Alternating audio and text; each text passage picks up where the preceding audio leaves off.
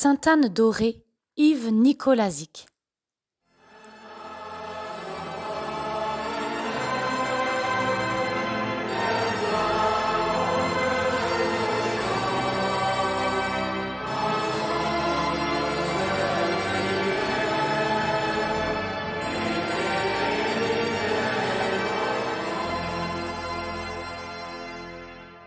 Tel était à Rome le chant de ralliement de toute la Bretagne pendant le pèlerinage breton de l'année sainte. Ce ne sont pas les Bretons qui ont choisi Anne pour patronne, c'est Dieu lui-même qui a donné à Sainte-Anne la Bretagne et Sainte-Anne aux Bretons. Belle et curieuse histoire.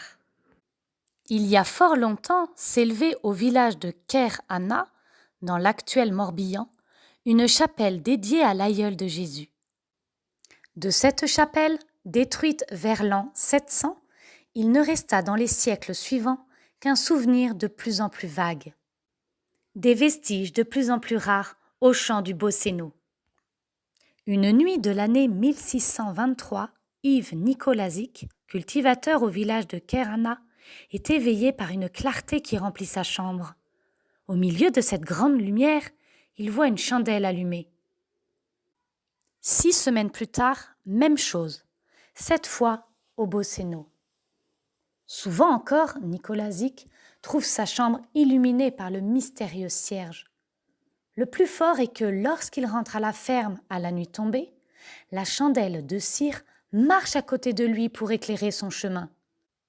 Plus besoin de lanterne. Et, chose curieuse, si le vent balaie la lande et incline les genêts, la flamme de la chandelle ne vacille même pas. Nicolazic s'inquiète. S'il avait bu, rien n'a cela d'étrange. Chacun sait que le cidre, ça donne des idées. Un brave homme n'a-t-il pas assuré avoir rencontré sur sa route une marée de serpents? Un peu plus loin, une troupe d'éléphants, en Bretagne, et que sais-je encore. Mais Nicolazic ne buvait pas. Nul ne l'avait vu tituber au long des maisons et dans les chemins creux. Chrétien exemplaire, il jouissait de l'estime de tous. S'il apercevait des lumières à la maison, au champ, il n'avait pourtant rien d'un illuminé. Alors, que signifiait tout cela? Si encore il ne faisait que voir, mais il entend.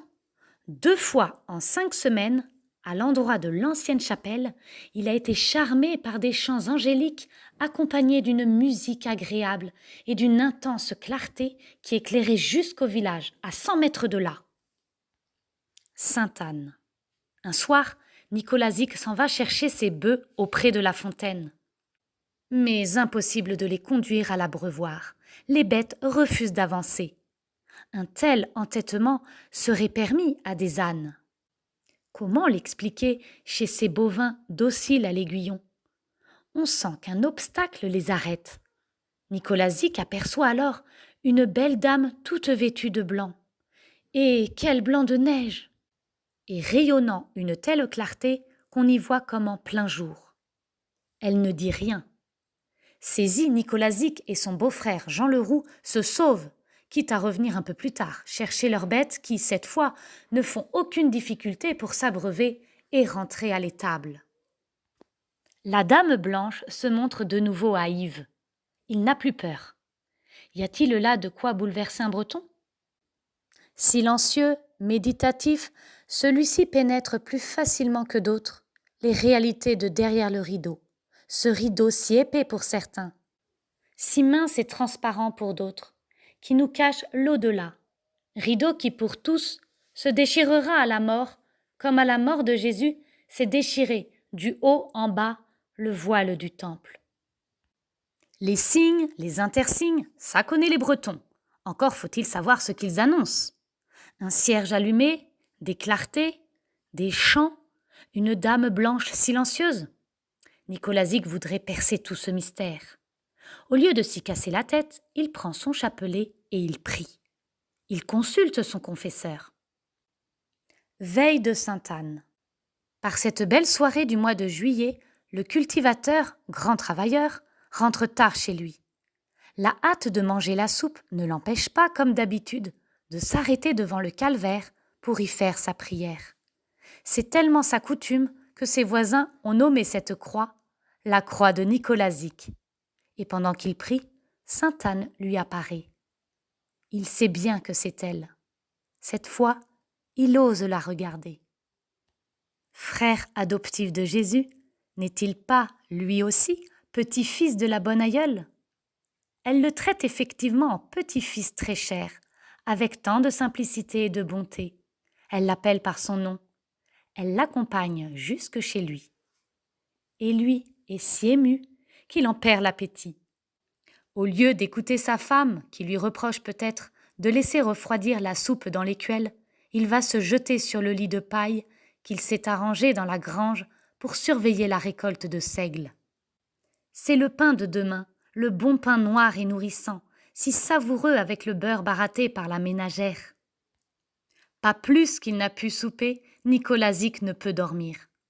Peut-être égrène-t-il encore son chapelet quand dehors il entend une troupe de gens, comme une grande multitude qui passerait par le chemin creux. Pourtant, aujourd'hui, il n'y a point de noces. De ces noces qui groupent tous les habitants du pays autour de grands chaudrons de cuivre dans lesquels mijote en plein air le bœuf bouilli, le bœuf au jus, tandis que les femmes fricassent le miroton. Mais encore une fois, il n'est point de noces, Nicolazic eût été invité.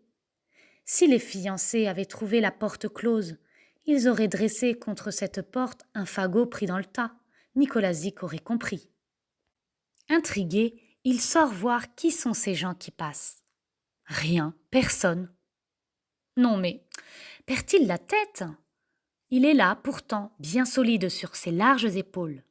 Un homme de 40 ans sait ce qu'il voit et ce qu'il entend. Déconcerté, Nicolazic rentre à l'étable et supplie Dieu d'avoir pitié de lui. Il reprend son chapelet. Et en cette nuit de la Sainte Anne, il multiplie les actes de foi, de confiance à la Sainte Mère, avec un cœur d'enfant. Là, pas d'illusion possible. La voilà qui revient à lui et l'interroge. « Yves Nicolazic, n'as-tu jamais entendu dire qu'il y avait jadis une chapelle au Bosséno ?» D'émotion, il ne peut répondre. Elle continue. « Yves, n'aie pas peur. Je suis Anne, la mère de Marie. Dis à ton curé que dans cette pièce que vous appelez le Bosséno, il y avait autrefois, avant même qu'il n'y eût ici un village, une chapelle qui portait mon nom. Voici 924 ans et 6 mois que cette chapelle a été ruinée. Je désire qu'elle soit rebâtie et que vous preniez ce soin, parce que Dieu veut qu'on m'y honore. » La chapelle. François d'Assise aura mission de réparer la vieille église de Saint-Damien, puis la chapelle de Notre-Dame-des-Anges. Nicolazic, lui, doit faire sortir une chapelle d'un champ, là où il ne reste quelques pierres de l'ancien monument. Stupéfait d'avoir été choisi pour cette œuvre, il attend 6 semaines avant de parler. Mais sainte Anne revient à la charge, aussi lumineuse, aussi belle, mais la voix grave, comme s'il s'y cachait un reproche. Les grands-mères ne savent pas gronder. Sainte Anne se fait encourageante. Ne crains pas, Yves, ne te mets pas en peine. Découvre à ton curé en confession ce que tu as entendu. Parle-en aussi à quelques hommes pour que vous voyiez ensemble ce que vous pouvez faire. Monsieur le curé prend très mal la chose. Il blâme, se moque, menace. Sainte Anne vient réconforter son fidèle breton. Ne te fais pas de soucis, Nicolazic. Accomplis ce que je t'ai dit et repose-toi sur moi du reste. 7 semaines passent, remplies de peines et de difficultés. Nicolazic, en bon chrétien, s'humilie sous les paroles dures. Ce n'est pas lui qui tiendrait tête à son recteur et le critiquerait. C'est son devoir à lui d'être prudent. La confiance de Nicolazic redouble quand il s'entend dire par la bonne aïeule « Console-toi, l'heure approche où ce que je t'ai dit s'accomplira. » « Vous savez bien, » lui répond Yves, « les reproches honteux qu'on m'a faits. » L'aurait-on accusé d'avoir bu ? Et puis, je n'ai pas le moyen de bâtir une chapelle, encore que je serais bien aise de donner pour cela tout mon bien. Me voilà tout disposé à faire tout ce que vous voudrez de moi. Ne t'inquiète pas, mon bon Nicolazic. Je te donnerai de quoi commencer l'ouvrage et jamais rien ne te manquera pour l'accomplir. Je suis assurée que Dieu y étant servi, je te fournirai abondamment ce qui te sera nécessaire. Ne crains pas d'entreprendre au plus tôt la construction de la chapelle. Le lundi 3 mars 1625, à la nuit tombante, une force invincible entraîne le fermier vers le beau Sénot. Le champ est toute lumière, des mélodies angéliques remplissent l'air. On entend aussi comme les voix confuses d'une grande multitude, et le bruit que ferait une foule franchissant les haies et les fossés du clos. Nicolazic reste là 3 heures. 3 heures qui lui semblent une petite demi-heure. Ensuite, il ne pourra parler de ces heures magnifiques sans pleurer. Madame Sainte-Anne se montre encore une fois. Va de nouveau trouver ton recteur. Dis-lui de ma part que je veux qu'on me bâtisse une chapelle sur l'emplacement même de l'ancienne. On aura bientôt des marques certaines de ma volonté. Dans quelques jours, j'indiquerai l'endroit du champ où se trouve mon ancienne statue qui était en bois. Que c'est bon de penser que Sainte-Anne parlait ainsi breton. Elle s'est faite bretonne avec ses Bretons, en plein ouest européen, elle qui n'avait jamais quitté sa Palestine, à l'ouest de l'Asie. Monsieur le recteur jugea bon de se tenir encore sur la réserve et accueillit son paroissien plus froidement que jamais. Anne revint consoler son grand-fils. « Mère, faites donc des miracles, alors au moins tout le monde connaîtra votre volonté. » Aie confiance en Dieu et en moi. Vous verrez bientôt quantité de miracles et beaucoup de monde venir m'honorer ici. Ce sera le plus grand des miracles. La statue. Le vendredi suivant, la femme de Nicolazic l'appelle tout émue. « Viens donc voir !» Il accourt. Sur la table, des pièces d'argent sont rangées en 4 piles. « Oh !» s'écrie le Breton. « Sainte-Anne avait bien dit qu'elle fournirait aux dépenses de la nouvelle chapelle. » Un miracle plus grand allait se produire. La nuit suivante, grande lumière, flambeau allumé, puis apparition de la sainte qui lui dit « Yves, appelle tes voisins, emmène-les là où ce flambeau vous conduira. Vous y trouverez l'image qui te mettra à l'abri des risées. On connaîtra enfin la vérité. » Et elle disparaît, mais le flambeau reste. Et maintenant 6 hommes de Ker Anna, dont Nicolazic, suivent le sentier qui mène au beau Sénot, précédés par le cierge dont la flamme brille comme l'étoile des mages. Avec leurs bragoubras, leurs pambas, leurs longs cheveux et leurs larges chapeaux, ils ressemblent moins au roi qu'au bon berger de Bethléem cheminant dans la nuit. L'étoile s'arrête au-dessus de l'étable. La chandelle fit halte en plein champ. Après une légère pause, par 3 fois, elle s'éleva et descendit. À la 3e, elle s'enfonça en terre et disparut. Nicolazic a vivement posé le pied au point indiqué. Jean Leroux donne quelques coups de tranche. Dès le 4e, l'outil rencontre un objet dur. On entendit un son qui fit connaître qu'il y avait du bois en cet endroit.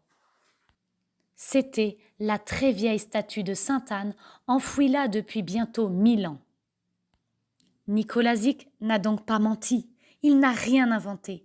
Monseigneur de Rosmadec, évêque de Vannes, s'émeut. La chapelle s'élève, remplacée depuis par une basilique en granit. Capucins, carmes, puis chapelains dirigent le pèlerinage, les foules accourent. Beaucoup pèlerinent à pied et de très loin. Chaque paroissien vient avec son recteur, bannière en tête. Le 26 juillet et le dimanche qui suit, c'est grand pardon.